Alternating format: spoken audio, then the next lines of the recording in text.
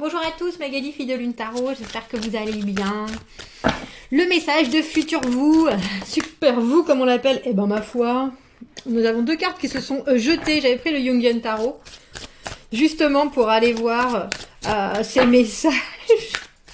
Le 9 de bâton à l'endroit, 6 de bâton à l'envers, il y a quelque chose avec la confiance en soi, avec aussi porter peut-être trop d'importance à ce que les gens disent, et puis être bien déterminé pour autant à ce que ça change.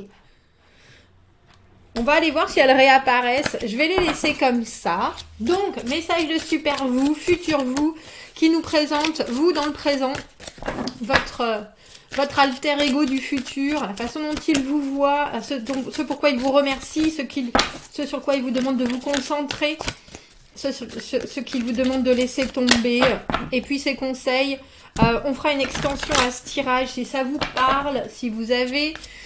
parce que là, je ne connais pas la thématique, mais une fois que cette vidéo sort, je trouve un titre. Donc, si ces mots vous touchent, alors allez voir l'extension, parce que ça veut dire qu'on est connecté, qu'il y a des messages pour vous. Quand ça parle vraiment, et ça vaut le coup d'aller voir l'extension. C'est sûr. Vous trouverez le lien dans la petite boîte juste en dessous. Sinon, on va aller voir. On va continuer avec notre Jungian. Et je me tâte entre... Bref, on verra pour le... je me tâte déjà pour les autres jeux pour l'extension. Allons voir le message de futur vous, bien entendu, message intemporel, tirage intemporel. Il faut que quelque chose, quand vous recherchez une réponse, il faut que quelque chose vous tilte c'est presque dès les premières 5 minutes. Quand ça doit parler, ça touche de plein fouet. Allons voir les messages de futur vous. Le 10 de bâton, la situation. Alors c'est ma carte de la charge mentale. Il vous voit occupé. Très occupé, très occupé. La carte du 10 de bâton, c'est la carte qu'on appelle aussi du fardeau. Savoir que on fait les choses, on a énormément de choses à poursuivre, on a énormément de choses que l'on veut finir, on a énormément de choses dont on ne peut pas se débarrasser. C'est des obligations, c'est de la responsabilité, c'est tout ce qui va avec le travail, les amours, la santé, c'est tout. C'est tout ce que vous avez tout le temps sur le dos. Et il y a certaines choses que vous portez et que vous porterez toujours. Et ça, c'est par exemple le choix d'avoir fait des enfants ou de ne pas en avoir fait, le choix d'habiter à l'étranger ou d'habiter dans le même village depuis 50 ans. Ça fait partie du 10 de bâton. Mais là, on a le sentiment que futur vous voit aussi... Je vais la mettre là parce qu'elles sont trop grandes ces cartes. Vous voit aussi prêt à lâcher certaines choses parce que le 10 de bâton, c'est une fin de cycle. On sait qu'on porte tout ça jusqu'à un certain moment avant de passer à une autre ère de sa vie en fait. Wow, bah oui, on en est là, c'est ça. Il vous remercie pour... On a l'arcane sans nom, la carte de la transformation. On n'a que des arcanes majeures. Il vous demande de vous concentrer, c'est l'ermite, sur l'introspection. On n'a que des arcanes majeures, mon Dieu. On vous demande de laisser tomber la papesse. Conseil de futur vous, c'est le cavalier de bâton, ça. C'est le cavalier de bâton. Passez à l'action. Il y a des choses, c'est un tirage où on vous dit c'est bien, continuez à faire de l'introspection, continuez à trouver des réponses, continuez à chercher des réponses, mais soyez prêts aussi à les mettre en marche dans votre vie présente. Il faut que ça vous apporte des réponses, mais il faut aussi que ça vous apporte des méthodes, des choses qui vont vous permettre physiquement, j'ai envie de dire, d'avancer. Parce que si on porte le 10 de bâton, c'est-à-dire quand on a des enfants, savoir qu'il faut les amener, qu'il faut qu'ils fassent des études ou pas, en tout cas il faut qu'ils trouvent leur voie, il faut payer, il faut choisir, il faut faire cela, et en plus il faut aller à la gym parce qu'on a un travail sédentaire, etc. Il y a certaines choses que l'on porte en sachant effectivement qu'il y a des dates butoirs, où il y a des moments où il y a forcément un moment où on va pouvoir poser ça et passer à autre chose. Et là on a le sentiment que Futur Vous met le doigt là-dessus. Alors, il vous remercie avec cet arcane sans nom. J'ai envie de dire, c'est toutes les choses dont vous acceptez de vous séparer en sachant que ça va produire d'autres choses. Il y a une certaine brutalité dans l'arcane sans nom. Hein. C'est vraiment la carte de la fin, de la séparation, du décès. Mais c'est avant tout la carte de la transformation parce qu'elle permet la liberté après avoir fait un grand nettoyage.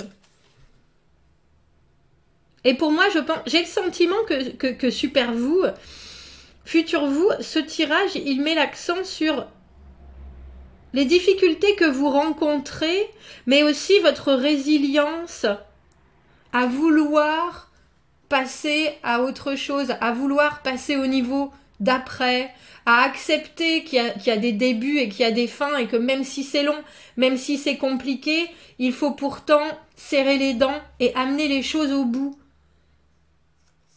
C'est vraiment un tirage qui est fort dans les énergies de résilience, vraiment, de force pure et dure, parce que on le sait bien, le 10 de bâton, c'est des choses qui peuvent vous consumer et qui consument toute votre énergie, tout votre temps.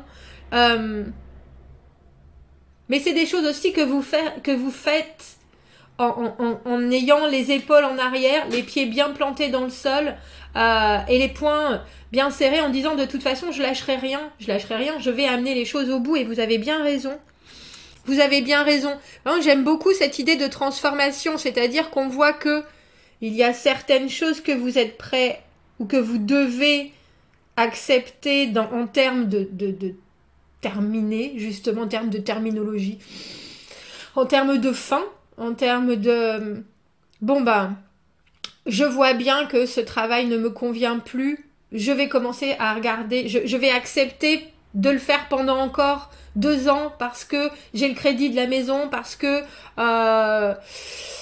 je veux partir en vacances, parce que je veux mettre des sous de côté pour faire le tour du monde, et après j'arrête tout. Il y a vraiment quelque chose dans l'arcane sans nom qui non seulement est inexorable, mais en plus c'est vraiment une cessation de et après je me renouvelle, et après je pars sur quelque chose qui aura plus de sens pour moi. Non seulement je serai guérie de ce que j'ai traversé, parce que ça y est, c'est fini, et que j'ai vécu cet arrêt et cette... Oh, j'ai l'image parce qu'elle a la faux, cette espèce de nettoyage, purification obligatoire qui va avec l'arcane sans nom. Mais en plus, je sais très bien que j'ai encore du temps devant moi. Je sais très bien que j'ai une nouvelle facette de ma vie qui s'ouvre. Il y a quelque chose avec cette acceptation de l'arcane sans nom, que rien ne s'arrête. Rien ne s'arrête vraiment. Certaines choses, oui, s'arrêtent. Un divorce, un deuil, un licenciement, une maladie qui vous transforme, etc. Mais rien ne s'arrête. C'est pas... c'est vraiment pour accepter d'être replacé après, parce que la carte qui vient après, c'est la tempérance, dans quelque chose qui vous remodèle sur de nouvelles bases. Et Futur Vous met l'accent là-dessus. Et c'est bien parce qu'il vous demande de vous concentrer sur l'ermite, l'introspection, le travail de développement personnel, l'isolement, la solitude. Alors c'est le célibat, mais c'est aussi surtout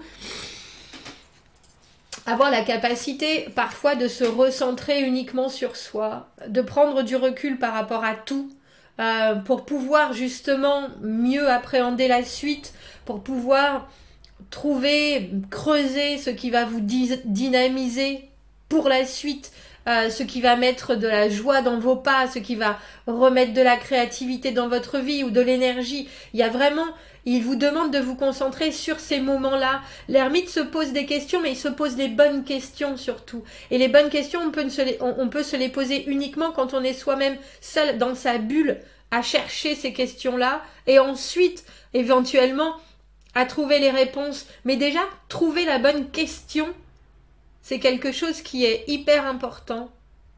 Parce qu'avec ce cavalier de bâton dans les conseils, il vous dit au moment où tu as trouvé la bonne question, tu trouveras les réponses. Parce que tu vas chercher les réponses. Parce que tu vas créer des moyens pour trouver ces réponses-là. Et la papesse, dans ce qui vous demande de laisser tomber, c'est cet enfermement justement. La papesse, elle communique pas. La papesse, elle est dans son apprentissage spirituel, soit. Mais elle ne vit pas les choses dans le concret. Et là, futur vous, il vous parle de ça. Il vous parle de vous développer, vous, oui. Vous connaître mieux, oui. Mais aussi, une fois que vous avez acquis ces connaissances-là, pouvoir en faire quelque chose qui vous rend les choses plus légères avec ce 10 de bâton, mais qui vous permet aussi de visualiser les prochaines étapes. Dis donc.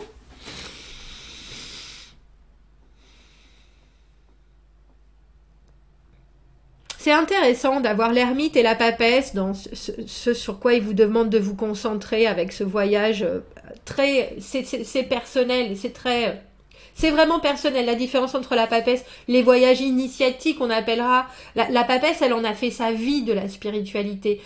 Son but, c'est d'essayer de faire découvrir aux autres et de faire comprendre aux autres ce qu'elle a compris elle-même, mais elle le fera qu'avec des initiés, qu'avec des gens qui seront sur sa propre longueur d'onde. Et ça, on vous dit, super vous, il vous dit, ne te perds pas là-dedans. Parce que c'est très abstrait, la papesse. Elle est uniquement dans des énergies de, j'ai presque envie de dire intellectuelles, de recherche, d'intégrité, effectivement, de sincérité, de meilleure connaissance d'elle-même et des énergies autour, mais elle n'en fera rien. Et vous, on voit très bien que là, avec ce que vous avez déjà dans votre vie, votre charge mentale, toutes les choses que vous avez à prendre en compte, vous avez besoin de moyens, et ça c'est le cavalier de bâton, pour pouvoir alléger, pour pouvoir mieux passer ces étapes de changement, de transformation, et ces méthodes, elles se font en confrontant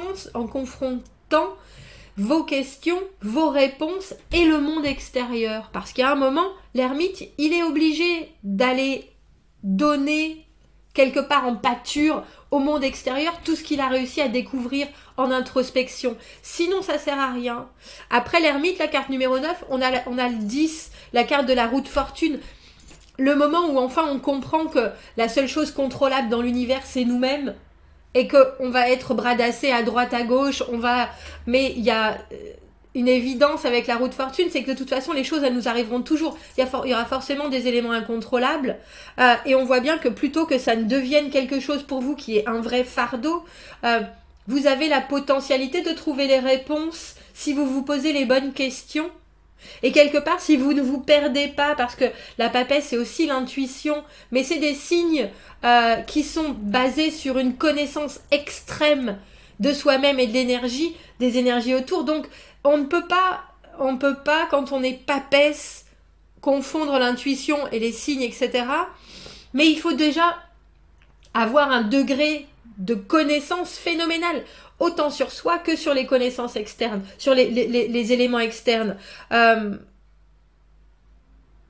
L'ermite, lui, il fait les choses, quand je vous parle de cette retraite, ça peut être des choses qui sont très sporadiques, qui sont très brèves. Prendre le temps de réfléchir à sa situation, à la façon dont on veut voir les choses se passer, et puis qu'est-ce qui a coincé, pourquoi est-ce que ça a coincé, et après on repart dans l'énergie de la vie. On a déjà bien plus les pieds dans la dynamique de la vie quand on est ermite que quand on est papesse, où on essaye de comprendre, on essaye de... mais c'est trop vaste. Être papesse, ça dure une vie. Et là, on a le sentiment qu'ici et maintenant, futur vous, il vous dit, pour t'alléger le fardeau, choisis l'ermite. fais des choses, et des réflexions qui sont des quêtes de réponses et de créativité, et laisse les choses arriver, informe-toi pour pouvoir continuer à être actif dans ta vie maintenant et à encore mieux passer ces transformations qui de toute façon sont impossibles à éviter. Bon, on va aller voir la suite. Je suis très intéressée parce que on a ce 10 de bâton et ce cavalier de bâton. On voit bien que c'est des fins de cycle et puis que là, c'est mettre les choses en pratique pour vous alléger la vie. Et avec ces 3 arcanes majeurs, j'espère que vous avez compris le message entre la spiritualité pour la spiritualité et la spiritualité pour la recherche de réponses. Bon, si on se retrouve dans l'extension, vous avez le lien juste en dessous. Sinon, je vous souhaite une très jolie continuation, messieurs, dames. Et je vous dis à bientôt. Au revoir.